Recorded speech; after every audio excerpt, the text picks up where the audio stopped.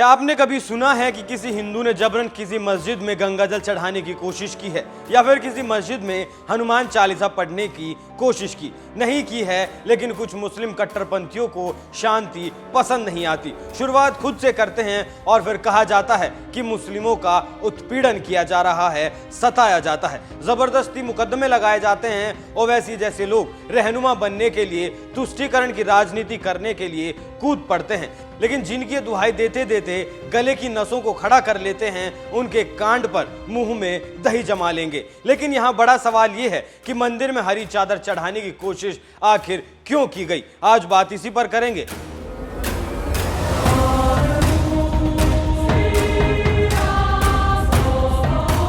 नमस्कार, NMF news देख रहे हैं आप। मैं हूं आपके साथ अभिषेक पुंडीर। लगता है जैसे सिलसिलेवार ढंग से इन घटनाओं को अंजाम दिया जा रहा है। महाराष्ट्र से इससे पहले भी ऐसी कई घटनाएं सामने आ चुकी हैं। पहले अकोला में होलिका दहन के वक्त उसमें पानी डाला गया, फिर अहमदनगर में प्रसाद को पैरों के नीचे कुचल दिया गया और अब त्रयंबकेश्वर मंदिर में हरी चादर चढ़ाने की कोशिश की गई। ये हिंदुओं की भावनाओं के साथ खिलवाड़ नहीं है तो और क्या है? सिलसिलेवार ढंग से सुनिए तीनों घटनाओं को। पहले बात त्रयंबकेश्वर मंदिर की।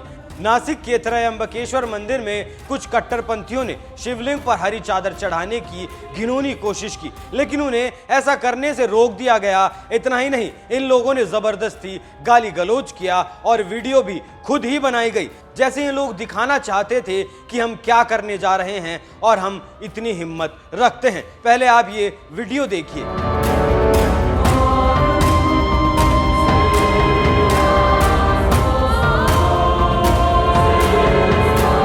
लोगों के ऊपर एफआईआर दर्ज कर ली गई है। महाराष्ट्र के डिप्टी सीएम देवेंद्र फडणवीस ने इस पूरे मामले में जांच के लिए एक एसआईटी का गठन करने का आदेश दिया है। मतलब इस मामले में इन लोगों की मानसिकता क्या थी, क्यों ये लोग शिवलिंग पर हरी चादर चढ़ाने और फूलों के गुच्छे चढ़ाने की कोशिश कर रहे थे। उप मुख्यमंत्री और गृह मंत्री देवेंद्र फडणवीस ने त्रयंबकेश्वर मंदिर के प्रमुख प्रवेश द्वार पर भीड़ जमा होने की कथित घटना पर प्राथमिकी दर्ज कर कड़ी कार्रवाई करने का आदेश दिया है। उप मुख्यमंत्री देवेंद्र फडणवीस ने भी घटना की जांच के लिए अतिरिक्त पुलिस महानिदेशक रैंक के अधिकारियों की अध्यक्षता में एक एसआईटी के गठन का आदेश दिया है। एसआईटी न केवल इस साल की घटना की जांच करेगी, बल्कि पिछले साल की घटना की भी जांच की जाएगी, जब एक निश्चित भीड़ मुख्य प्रवेश द्वार के माध्यम से कथित तौर पर त्रयंबकेश्वर मंदिर परिसर में प्रवेश कर गई थी। ये वायरल वीडियो शनिवार का है, जिसमें साफ देखा जा सकता है कैसे कुछ लोग सिर पर चादर रखकर मंदिर के गेट के अंदर जा घुसते हैं, लेकिन गार्ड उन्हें रोक देते हैं। इसी बीच बहस शुरू हो जाती है और इस बहस के बाद उन्हें वापस लौटना पड़ता है। घटना के बाद मंदिर ट्रस्ट ने पुलिस में इसकी शिकायत की, जिसके आधार पर आरोपियों को गिरफ्तार कर लिया गया, उनके ऊपर केस दर्ज किया गया। मंदिर ट्रस्ट के एक अधिकारी ने बताया कि चादर चढ़ाने वालों में कई लोग शामिल थे। मंदिर प्रबंधन के अनुसार केवल हिंदुओं को मंदिर में प्रवेश की परमिशन दी गई है, क्योंकि भगवान शिव के 12 ज्योतिर्लिंगों में से एक है। मंदिर के पुजारियों ने इसका विरोध किया, इससे तनाव पैदा हो गया। पुलिस ने इससे एक दिन बाद यानी रविवार को एक शांति समिति की बैठक बुलाकर दोनों तरफ के लोगों को समझा बुझाकर विवाद खत्म करने की कोशिश की थी, लेकिन इस तरह से विवाद खत्म नहीं हो पाया। इसके बाद मंदिर परिसर की सुरक्षा को भी बढ़ाया गया है। इस घटना के बाद महाराष्ट्र के सीएम का भी बयान सामने आया है, वो भी सुनिए।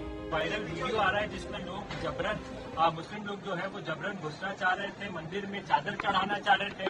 मामले की अब एसआईटी की जांच के आदेश दे दिए। देखिए, ये राज्य में सभी जाति पाति के लोग रहते हैं और कानून व्यवस्था बनाए रखने की जिम्मेदारी शासन की है, प्रशासन की है, लेकिन उसमें नागरिक जो है उन्होंने भी सहयोग करने की आवश्यकता है। ऐसा आह्वान मैंने कल किया हुआ है और कहीं पर भी जातीय तनाव न निर्माण हो, इसलिए सभी समाज के लोगों ने आगे बढ़कर सहयोग करने की आवश्यकता है। कानून व्यवस्था बनाए, शांतता बनाए रखने की आवश्यकता है। इस मंदिर में ये इस तरह की पहली घटना नहीं है। इससे पहले भी पिछले साल ऐसा हो चुका है। मंदिर में मुस्लिमों ने प्रवेश करने की कोशिश की थी। पिछले साल भी कुछ मुस्लिमों ने मंदिर में घुसने की नाकाम कोशिश की थी, लेकिन अब ये लोग बच नहीं पाएंगे और इनके इस कृत्य के पीछे की मंशा क्या थी वो भी जल्द सबके सामने आएगी। अब आप सुनिए दूसरी घटना। ये भी महाराष्ट्र से ही सामने आई थी। महाराष्ट्र के अकोला जिले के एक मंदिर में मुस्लिम भीड़ ने होलिका दहन को रोकने की कोशिश की। करीब 300 मुस्लिमों की भीड़ ने होलिका दहन में पानी उड़ेल दिया। लात मार मारकर आग को बुझा दिया गया। सोशल मीडिया पर यह घटना काफी वायरल भी हुई थी। इतना ही नहीं, विवाद इतना बढ़ गया था कि हिंदुओं को दौड़ा दौड़ा कर पीटा गया था। क्या यह अपमान नहीं था? क्या यह तानाशाही नहीं थी? क्या यह धर्मनिरपेक्षता की मिसाल है या फिर भाईचारे की दुहाई है? इन मामलों के बाद सेक्युलरिज्म का झंडा उठाने वाले लोगों के गले सूख जाते हैं, लेकिन अगर कहीं मुस्लिमों के साथ कुछ होता है तो तुरंत इनके झंडों में डंडे लग जाते हैं। अब आप सुनिए अहमदनगर में क्या हुआ था। यह खबर इसी साल जनवरी की है। यहाँ एक मंदिर में जिसका नाम है कानिफनाथ मंदिर, यहाँ महाआरती का आयोजन किया गया था। महाआरती के बाद जब प्रसाद को बांटा जा रहा था तो प्रसाद बांटते वक्त मुस्लिम भीड़ ने उन्हें रोकने की कोशिश की, जो लोग प्रसाद बांट रहे थे, और उनसे प्रसाद लेकर उसे जमीन पर गिरा दिया गया और लगातार अल्लाहू अकबर के नारे लगाए गए। ये भीड़ मस्जिद से निकली थी। नासिक के त्रयंबकेश्वर मंदिर में हुई घटना के बाद काशी के संतों में भी भारी रोष व्याप्त है। वहां भी इस चीज का काफी विरोध देखने को मिला। संत समाज का क्या कुछ कहना है वो भी सुनिए।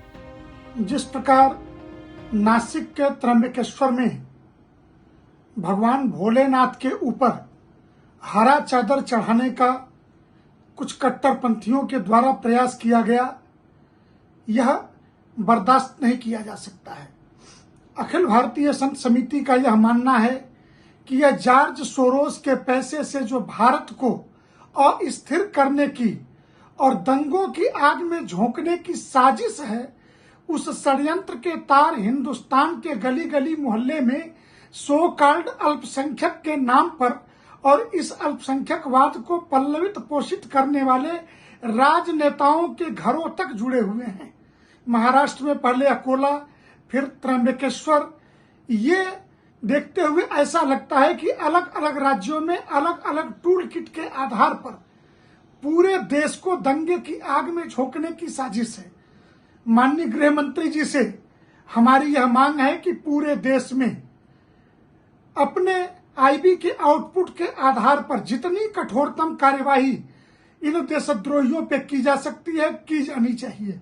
तो ऐसे ढेरों उदाहरण हैं जब हिंदुओं के साथ इस तरह का व्यवहार किया गया। इन घटनाओं से साफ पता चलता है कि इनकी मानसिकता क्या है और कैसे ये लोग तानाशाही पर उतारू हैं। यहाँ फिर से उसी मानसिकता का भंडाफोड़ होता है जिसमें ये लोग कहते हैं कि अल्लाह के अलावा कोई पूजने लायक नहीं है। अभी एक फिल्म आई है द केरला स्टोरी, उसमें भी इस मानसिकता की विभत्स तस्वीर को दिखाया गया है। लेकिन अब एकनाथ शिंदे को इस तस्वीर को बदलने का काम करना होगा, इन कट्टरपंथियों पर लगाम लगाने का काम करना होगा। वैसे आपको इस खबर पर क्या कहना है? आप इस खबर पर क्या कुछ राय रखते हैं? हमें कमेंट करके जरूर बताएं। नमस्कार।